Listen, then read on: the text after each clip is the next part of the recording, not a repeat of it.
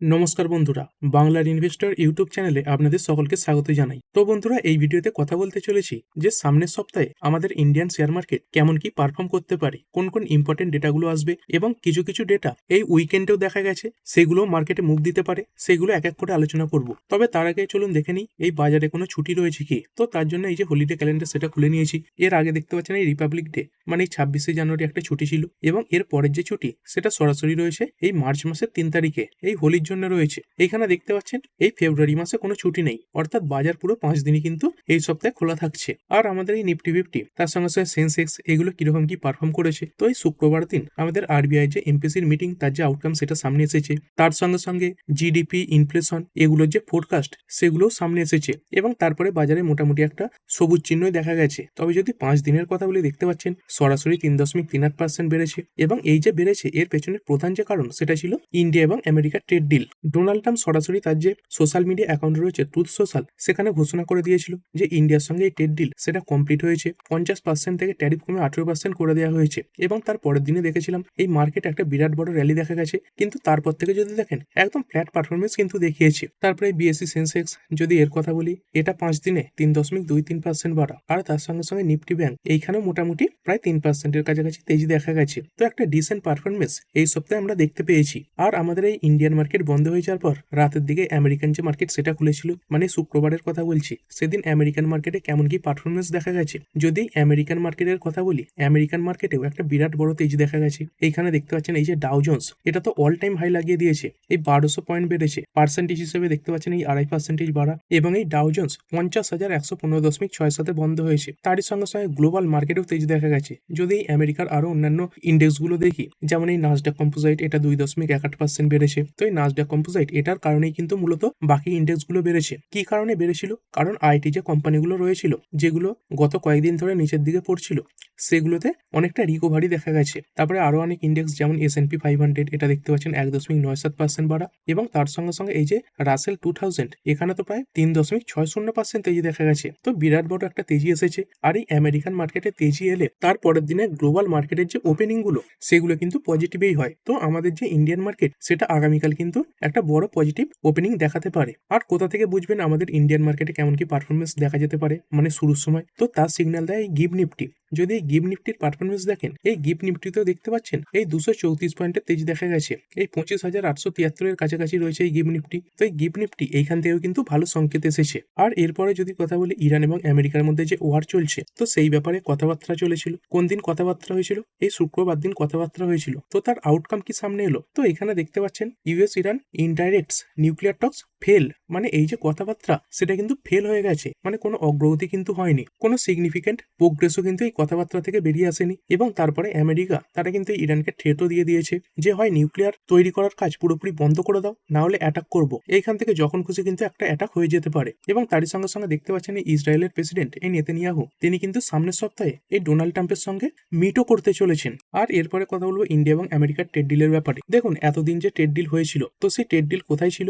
মূলত বলতে পারেন এই সোশ্যাল মিডিয়ার মধ্যে সীমাবদ্ধ ছিল। এই ডোনাল্ড ট্রাম্প তার যে ট্রুথ সোশ্যাল অ্যাকাউন্ট সেখান থেকে পোস্ট করেছিলেন, এবং তারপরে নরেন্দ্র মোদীজি তিনি তার যে বিভিন্ন সোশ্যাল মিডিয়া অ্যাকাউন্ট সেখান থেকে পোস্ট করেছিলেন, কিন্তু কোনো ফ্রেমওয়ার্ক সেটা কিন্তু সেট করা হয়নি। তো সেই ব্যাপারেই দেখতে পাচ্ছেন এই যে ইন্টারিম ট্রেড এগ্রিমেন্ট সেটা কিন্তু সাইন করা হয়েছে, মানে কিছুটা অফিসিয়ালের দিকে এগোলো। এইখানে দেখতে পাচ্ছেন এই ফেব্রুয়ারি 7, 2026-এ এই যে ইন্টারিম ট্রেড ফ্রেমওয়ার্ক সেটা সাইন করা হয়েছে, আর যেটাই ফেব্রুয়ারি মাসের 7 তারিখ থেকে লাগু হয়ে গেছে। তো এখানে কি কি ফ্রেমওয়ার্ক সেট করা হয়েছে দেখতে পাচ্ছেন, পুরনো কিছু জিনিসও দেখতে পাবেন, আবার নতুন কিছু জিনিসও দেখতে পাবেন। এই যে ট্যারিফ যেটা 50% ছিল সেখান থেকে কমে 18% হয়ে গেছে। তো এই ব্যাপারে পুরো ক্লিয়ারিটি এসে গেল। এবং তার সঙ্গে সঙ্গে ইন্ডিয়া প্রায় সব ধরনের যে আমেরিকান ইন্ডাস্ট্রিয়াল গুডস তার উপর যে ট্যারিফ সেগুলো কমিয়েছে, আবার কিছু কিছু জিনিসের উপর এই যে ট্যারিফ সেটা পুরোপুরি এলিমিনেট মানে জিরো করে দিয়েছে। আর এই আমেরিকা ইন্ডিয়ার কোন কোন জিনিসগুলোর উপর থেকে ট্যারিফ সরাবে এইখানে দেখতে পাচ্ছেন এই জেনেরিক ফার্মাসিউটিক্যালস রয়েছে, বিভিন্ন ধরনের যে ওষুধ যায় তার উপর এই ট্যারিফ সেগুলো জিরো ডিউটি থাকবে। তারপরে এই জেমস অ্যান্ড ডায়মন্ডস এগুলোর উপরেও জিরো ডিউটি বসবে।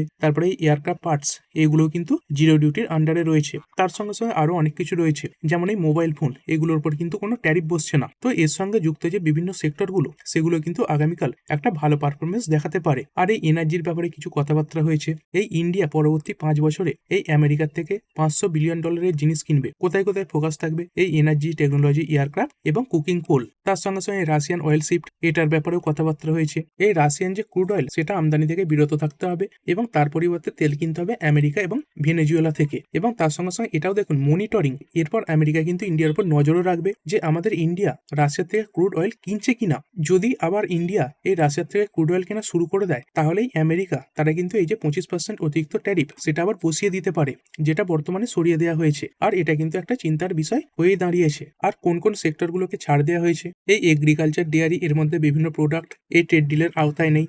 মানে এই সেক্টরগুলো কিন্তু সিকিউর রয়েছে। দেখতে পাচ্ছেন, রিমেন 100% সিকিউর। এই জিনিসগুলো আমেরিকা থেকে এলে আগে যে ট্যারিফ আমেরিকাকে দিতে হতো, সেই একই পরিমাণে ট্যারিফ কিন্তু বর্তমানে আমেরিকা ইন্ডিয়াকে দেবে। তার সঙ্গে সঙ্গে আমাদের ইন্ডিয়া এই যে জিএম প্রোডাক্টস বা জেনেটিক্যালি মডিফাইড যে প্রোডাক্টস, তার উপরেও কিন্তু ট্যারিফ কমায়নি। এই জিনিসগুলোকেও কিন্তু ইন্ডিয়া অ্যালাউ করবে না। কিছু কিছু গাড়ির উপর ট্যারিফ কমছে, তবে সব গাড়ির উপর ট্যারিফ কিন্তু কমছে না। এখানে দেখতে পাচ্ছেন এই যে প্রিমিয়াম মোটর বাইক রয়েছে, যেমন এই হার্লে ডেভিডসন, এদের উপর ট্যারিফ কমছে। কিন্তু সেখানে দেখতে পাচ্ছেন এই টেসলার যে গাড়ি রয়েছে, এই যে ইলেকট্রিক ভেহিকেল, তার উপর কিন্তু ট্যারিফ কমছে না। মানে আগে এই টেসলা তারা ইন্ডিয়াকে যে ট্যারিফ দিত, সেই ট্যারিফই কিন্তু টেসলা দেবে এখন। মানে ইলেকট্রিক ভেহিকেল সেগমেন্টে কাজ করা কোম্পানিগুলোর জন্য কিন্তু এটা খুব একটা বড় চিন্তার ব্যাপার নয়। কিন্তু এই হার্লে ডেভিডসন এটা যে ঢুকছে, তো ইন্ডিয়ান মার্কেটে যে প্রিমিয়াম মোটর বাইকের কোম্পানিগুলো রয়েছে, তাদের উপর কিছুটা ইম্প্যাক্ট পড়তে পারে। আর এই বেনিফিশিয়ারি সেক্টর দেখতে পাচ্ছেন কোনগুলো বেশি সুবিধা পাবে।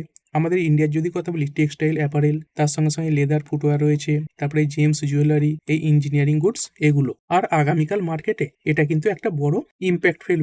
তবে এই ট্রেড ডিল নিয়েও বিতর্ক শুরু হয়ে গেছে। দেখতে পাচ্ছেন এই farmer outfits slam India US trade deal, calls for nationwide protest on February 12। তো এই ফেব্রুয়ারির 12 তারিখে এই ফার্মাররা কিন্তু এই ট্রেড ডিলের বিপক্ষে একটা প্রোটেস্টও শুরু করতে চলেছে। এরপরে আরো অনেক ডেটা আসবে, যেমন এই সপ্তাহতেই আমরা ইনফ্লেশনের যে ডেটা, সেটা দেখতে পাবো। এই ইনফ্লেশনের ডেটা কবে আসতে চলেছে?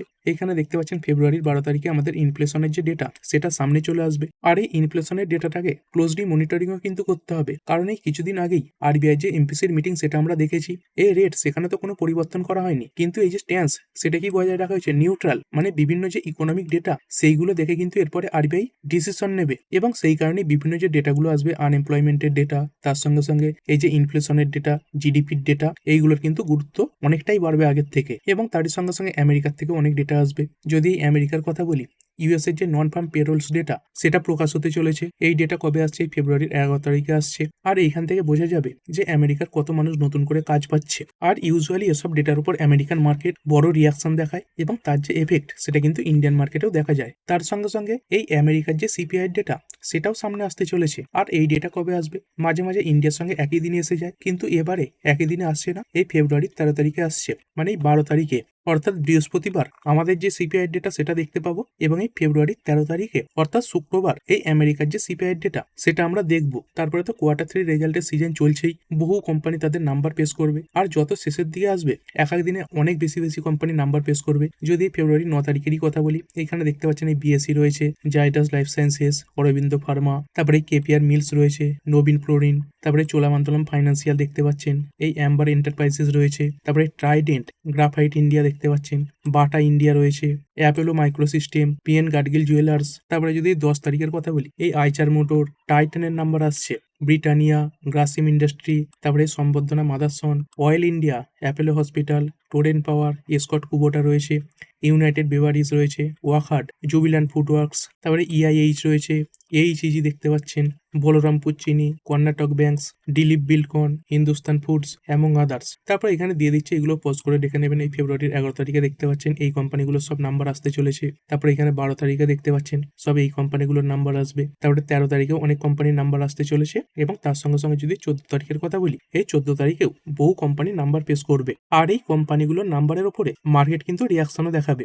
যেমনটা দেখতে পাচ্ছেন, কোম্পানির ভালো নাম্বারের উপরে মার্কেট বেশিরভাগ সময় ভালো রিয়াকশন দেখাচ্ছে। তার সঙ্গে সঙ্গে খারাপ নাম্বারে পারে বড় বড় ক্র্যাশও কিন্তু দেখতে পাওয়া যাচ্ছে। এরপরে গোল্ড এবং সিলভার, এই গোল্ড এটা ততটাও স্টেবল রয়েছে, খুব বড় মুভমেন্ট দেখা যাচ্ছে না। এই গোল্ডে এখান থেকে কিন্তু ওপরের দিকে একটা বড় জাম্প আসতে পারে, কিন্তু সেখানেই যদি কথা বলি সিলভার, এই সিলভার একদম স্মল ক্যাপের মতোই আচরণ করছে। এক এক দিনে 15,000 20,000-এর মতো মুভমেন্ট আসছে। তো এই সিলভার এখান থেকে বর্তমানে একটু দূরে থাকাই ভালো হবে যেটুকু মনে হয়, কারণ এইখানে যে ভলিটিলিটি দেখা যাচ্ছে সেটা কিন্তু রিটেল ট্রেডারদের জন্য বা রিটেল ইনভেস্টরদের জন্য সহ্য করা খুবই কঠিন ব্যাপার হবে, এবং সেই সংক্রান্ত যে বিভিন্ন ইটিএফ গুলো রয়েছে সেগুলো কিন্তু ফোকাসে চলে আসবে এই গোল্ড এবং সিলভারের পারফরমেন্সের জন্য। এরপরে যদি এফআইআই এবং ডিআইআই এদের ডেটা দেখি, এর আগের দিনে ডিআইআই এদের তরফ থেকে কিছুটা সেলিং দেখেছি প্রায় 1265 কোটি, তবে এফআইআই এরা কিনেছিল 2000 কোটির কাছাকাছি। এবং যদি একটু পুরনো চার্ট দেখি, দেখতে পাচ্ছেন এই এফআইআই এদের তরফ থেকে কিন্তু এই মিক্স বাইং সেলিং দেখা যাচ্ছে। এইখানে বাজেটের দিনে দেখতে পাচ্ছেন, অর্থাৎ রবিবার দিন এদিনেই 588 কোটির সেলিং হয়েছিল। তারপরে এফআইআই এরা ভারতীয় মার্কেটে ফিরে এসেছিল 1832 কোটির সেলিং। তারপরে আবার ট্রেড ডিল কমপ্লিট হয়েছিল, তখন 5236 কোটির বাই, তারপরে আবার 29 কোটির বাইং, তারপরে এই 2150 কোটি টাকার সেলিং হয়েছে, এবং এই শেষ ট্রেডিং সেশনে 1950 কোটি টাকার বাইং এসেছে। তো এই 6 দিনে দেখতে পাচ্ছেন 3 দিন কেনাকাটা করেছে এবং 3 দিন বিক্রি করেছে। তবে এখানে যদি টোটাল করে দেখেন তাহলে বিক্রির যে ভলিউম সেটা কিন্তু বাইং ভ্যালুর থেকে অনেকটাই কম। আর এই সপ্তাহে পুরো 5 দিন খোলা থাকছে। এই 5 দিনে এই এফআইআই ডিআইআই কেমন কি ডেটা দেখায় সেটা কিন্তু নজরে রাখবেন। তারপরে যদি আইপিও মার্কেটের কথা বলি, এই ফেব্রুয়ারি মাসে অনেক বড় বড় কোম্পানি তাদের আইপিও নিয়ে আসবে। সেরকমই যদি কিছু আইপিওর কথা বলি, এখানে দেখতে পাচ্ছেন এই কাল থেকেই কিছু আইপিও ওপেন হতে চলেছে, যেমন আই ফাইন্যান্স, এই ফ্র্যাক্টাল অ্যানালিটিক্স, এই আইপিও গুলো ওপেন হতে চলেছে। মানে সেকেন্ডারি মার্কেটের সঙ্গে সঙ্গে এই যে প্রাইমারি মার্কেট অর্থাৎ আইপিও মার্কেট, এটার উপরেও কিন্তু ইনভেস্টরদের নজর যাবে। তারপরে আমাদের এই ইন্ডিয়ান রুপি, তো এই ট্রেড ডিলের ঘোষণা হওয়ার পরেই এই ইন্ডিয়ান রুপিতে একটা ভালো শক্তিশালী মুভমেন্ট দেখা গেছে। এই 92 এর উপরে উঠে গিয়েছিল, সেখান থেকে এখন 90.58 নেমে এসেছে, প্রায় 1.5%-এর উপরে শক্তিশালী হয়েছে আমাদের ইন্ডিয়ান রুপি। আর এই ইন্ডিয়ান রুপি এটা যত শক্তিশালী হবে, মানে 90-এর দিকে আসবে বা 90-এর নিচে আসবে, সেটা কিন্তু এফআইআইরা পজিটিভ ভাবেই নেবে। এবং এরই সঙ্গে সঙ্গে যদি ক্রিপ্টো মার্কেটের কথা বলি, শুক্রবার দিন শুধু আমেরিকান মার্কেট বেড়েছে এমনটা নয়, সব অ্যাসেট ক্লাসে তেজি দেখা গেছে। এই বিটকয়েন এখানেও 3%-এর কাছাকাছি তেজি দেখা গেছে। এবং এর সঙ্গে সঙ্গে যদি কথা বলি, এই যে ইথেরিয়াম, এখানেও 1.62% তেজি দেখা গেছে, এবং এইগুলোতেও একটা শার্প রিকভারি এসেছে। এই ইথেরিয়ামের যদি কথা বলি, এটা কিন্তু এই $2000 নিচে নেমে গিয়েছিল, সেখান থেকে অনেকটাই রিকভারি ইথেরিয়ামে এসেছে। আর এই ক্রুড অয়েল, এই ক্রুড অয়েলের মুভমেন্ট কেমন রয়েছে, যদি ক্রুড অয়েলের মুভমেন্টের কথা বলি, সেরকম তো পরিবর্তন দেখতে পাচ্ছেন না। তো এই ক্রুড অয়েলের যে ট্রেডিং সেটা বন্ধ রয়েছে, আগামীকাল ওপেন হবে। তবুও যদি দেখেন এই ব্রেন্ট ক্রুড, এটা যে কিছুদিন আগে এই 60-এর কাছাকাছি পৌঁছে গিয়েছিল, সেখান থেকে আবার কিন্তু এই 68-এর কাছাকাছি চলে এসেছে। এবং তার সঙ্গে সঙ্গে ডব্লিউটিআই ক্রুড এটাও প্রায় 63.5-এর কাছাকাছি চলছে। আর যদি নিফটির লেভেলের কথা বলি, এই নিফটি নিচের দিকে 25,500 এটাকে সাপোর্ট রেখে ট্রেড করবে। এবং যদি ওপর দিকের কথা বলি, এই 25,800 এটাকে যদি ভাঙতে পারে, তাহলে কিন্তু এই নিফটি আস্তে আস্তে এই 25,900 এবং 26,000 এগুলোর দিকে এগিয়ে যাবে। আর তারপরে যদি 26,000 একবার ভাঙে, তাহলে কিন্তু অল টাইম হাইয়ের জন্য আবার এই নিফটি ফিফটি রেডি হবে। তো ঠিক আছে বন্ধুরা, আশা করছি ভিডিওটা আপনাদের ভালো লেগেছে। আপনি চাইলে এটাকে লাইক এবং শেয়ার করতে পারেন। আর শেয়ার মার্কেট সংক্রান্ত ডেইলি নিউজ আপডেট পেতে চ্যানেলটা সাবস্ক্রাইব করে রাখবেন এবং পাশে থাকা বেল আইকনটি টিপে অল অবশ্যই সিলেক্ট করে রাখবেন, যাতে পরবর্তী ভিডিওর নোটিফিকেশন আপনার কাছে সময় মতো পৌঁছে যায়। আর হ্যাঁ, ভিডিওটি শুধুমাত্র ইনফরমেশন এবং এডুকেশনাল পারপাসের জন্য বানানো হয়েছে। আমি সেবি রেজিস্টার্ড নই, তাই কোনো প্রকার শেয়ারে কোনো প্রকার বাই, সেল, হোল্ড বা অ্যাভারেজ করার কোনো সিদ্ধান্ত নেওয়ার আগে আপনার যে ফাইন্যান্সিয়াল অ্যাডভাইজার আছে তার সঙ্গে অবশ্যই আলোচনা করবেন। দেখা হচ্ছে পরের ভিডিওতে। ধন্যবাদ।